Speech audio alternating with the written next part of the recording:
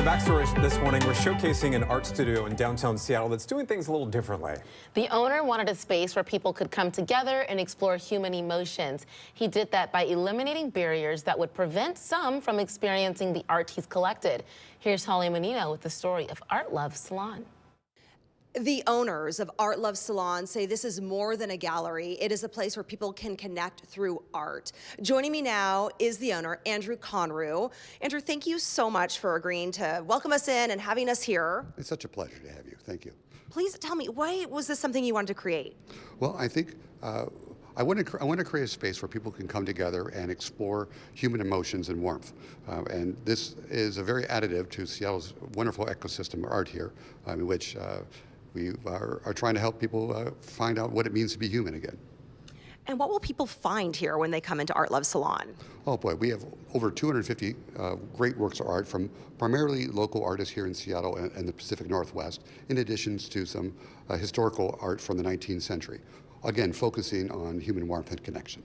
Tell me a little bit more about your story, how you got to this place in life where you were able to create something like this, and you even say that you found the love of art later in life. Oh, shoot, my journey has been incredibly, it's been incredible. I grew up in a farm in the Midwest, blue-collar background, studied engineering, and was in the right place at the right time when the internet came in 1993. I was at Stanford, and I was able to create some of the very first things online. First shopping cart, first ad network, and also the first social networking and dating site. And that afforded me over 12 years. I made a lot of money, hundreds of millions of dollars in that. And I got burned out and eventually sold the company and moved up here to Seattle. And then I went through a valley of darkness for several years in which I tried to figure out who I was in that. And it wasn't until a friend of mine suggested on a New Year's resolution that I learned something worth remembering. And that was learning how to paint. And what I learned after a few months of painting, it was almost like an active meditation in which you just focus on getting the right color, right place, and all these kind of thoughts that go in your head of regret or fear of the future and all that disappear and you get in the moment. And that experience gave me a therapeutic, that was very therapeutic, enabled me to then understand the meaning of life and the joy that you get when you focus on something beautiful.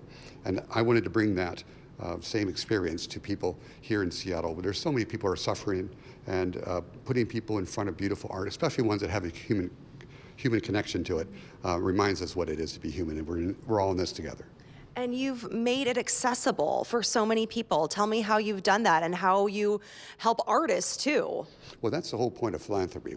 You're supposed to give back. And we're so fortunate to have been successful in life. And what I do here in the ArtLove Salon is we have 250 works of art with no commission. Because most times you go to a gallery and they're trying to sell you something because the gallerist is going to make 50%. And in our case, it's the most low-stress place to enjoy art because while all the art is available to buy, or almost all the art is available to buy, but we have no commission on that. You're just one click away from a QR code in order to access and communicate directly to the artist.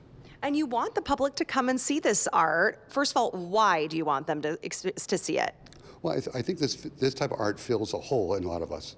Especially when you see a lot of modern type art, it kind of devoids us from the human experience. And this type of art, where we're centered around human connection, and you can see in the art we have here, there's always an element of a communication between the artist and the viewer, where it's kind of a love letter of like you exist and that you matter. And I think that is so important. And that's why we open it up free to the public, which we want to make it accessible to everybody. Yeah, and like you just mentioned, you do that and with free admission. That's right. Well, that's what philanthropy is about, you know, and that's we've been so fortunate to give back. It's such a pleasure. I want to bring in Tanya Miller now. She is the director of events here at ArtLove Salon. Tanya, tell me about the community events that you host here. We do a lot of internal programming with weekly events, inviting the public to come enjoy the space and commune together. In addition to that, we're also offering the venue as a chance for nonprofit organizations to host their own events, to drive their missions forward, and to build their audiences. So in a way, we become a stage for these meaningful organizations to amplify their voices and find bigger connections in the community. And you've partnered with TEDx Belltown Women. You'll be hosting their main event on November 8th. Why was that a group that you wanted to partner with? Really, they're amplifying important female voices and we provide that stage for them to connect with the community in Seattle and beyond. Okay, where can people go for more information? ArtLoveSalon.org, sorry.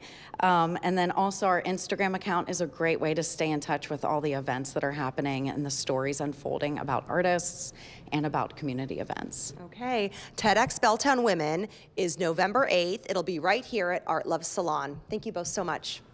What an awesome gallery. I know, there was some artwork in there that I would look at buying potentially. Yeah, I want to go and check it out in person. I like that photo where the older woman's kind of like going like this and she's smiling. Did you see that one, the big one? I Yeah. need to look at that, watch was it fun. back. Coming up in our Seattle